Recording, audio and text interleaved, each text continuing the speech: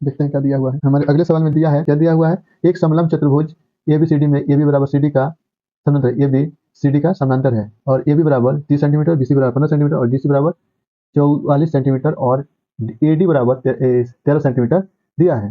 तो समलंब चतुर्भुज का क्षेत्रफल ज्ञात करना है। तो पहले समलंब चतुर्भुज बनाने की कोशिश करेंगे, देख लेते हैं समलंब चतुर्भुज क्या है। तो एक हमने समलंब चतुर्भुज बना लिया, उसके बाद से इसके भुजाओं को पहले हम नंबरिंग कर लेते हैं। इसका नाम दे देंगे ए, इसका नाम दे देंगे हम बी, इसका नाम सी और इसका नाम डी। तो बोला गया है कि ए डी और सी डी, ए डी और सी डी समानांतर है। तो ए बी बराबर 30 सेंटीमीटर दिया हुआ है, ए बी बराबर 30 सेंटीमीटर दिया हुआ है और बी सी बराबर 15 सेंटीमीटर, बी सी बराबर ये हो जाएगा 15 सेंटीमीटर। ठीक। अच्छा, उसके बाद से डी सी बराबर 44 सेंटीमीटर, यानी कि ये वाला है, यहाँ से लेकर यहाँ तक की लंबाई जो है, यहाँ से यहाँ तक की जो लंबाई है वो लगभग 44 सेंटीमीटर है। कितने हैं? 44 सेंटीमीटर। अच्छा, उसके बाद से ए डी जो है 13 सेंटीमीटर, यानी कि ए डी जो है ये 13 सेंटीमीटर है।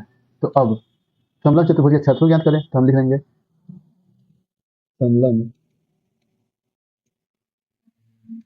भुज का क्षेत्रफल बराबर कितना होता है, 1/2 गुणे H into D one plus D two. ये मतलब समांतर भुजाओं का योग है।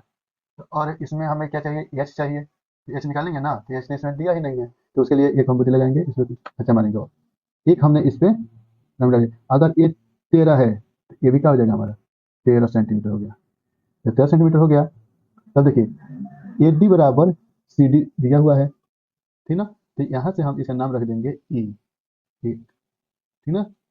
तब जितना ये वाला होगा उतना ही ये भी होगा, यानी कि 30 हो जाएगा, कितना, 30 सेंटीमीटर। और 44 में से कितना निकाल देंगे हम, 30, तो बचेगा कितना, 14। ये हो गया कितना, 14 सेंटीमीटर। तो जब 14 सेंटीमीटर हो गया तब अब हम यहाँ पे क्या करेंगे, त्रिभुज के तीनों भुजाएं अब हमें ज्ञात हो चुके हैं, त्रिभुज के तीनों भुजाएं हमें ज्ञात हो चुके हैं। तब हम लिखेंगे लिखेंगे त्रिभुज बी ई सी में, बी ई सी का क्षेत्रफल।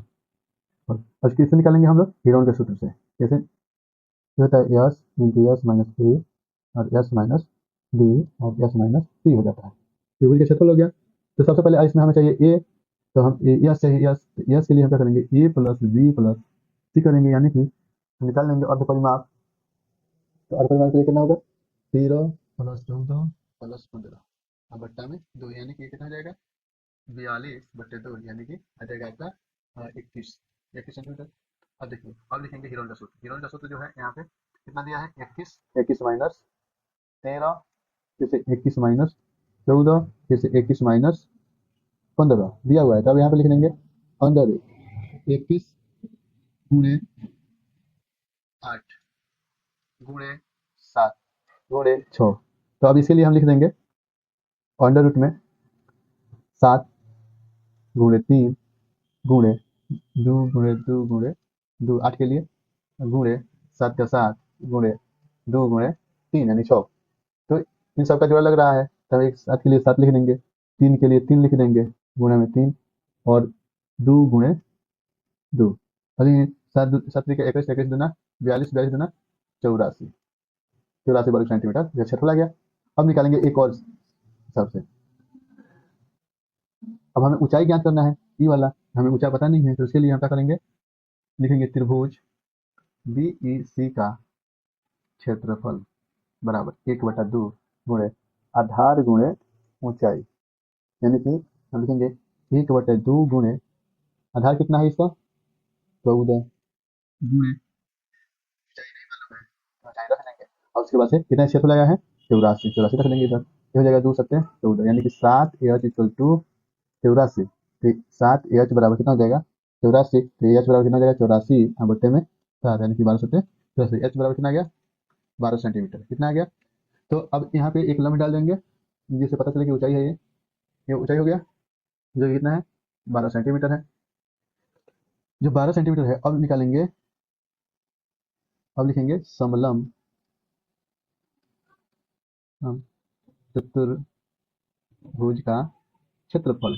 तो क्षेत्रफल कितना है, 1/2 गुणे एच गुणे D1 प्लस D2 ब्रैकेट में, ठीक है। तो यहाँ पे लिखेंगे 1/2 गुणे कितना, यह शेष कितना है 12 है, तो 12 लिख देंगे।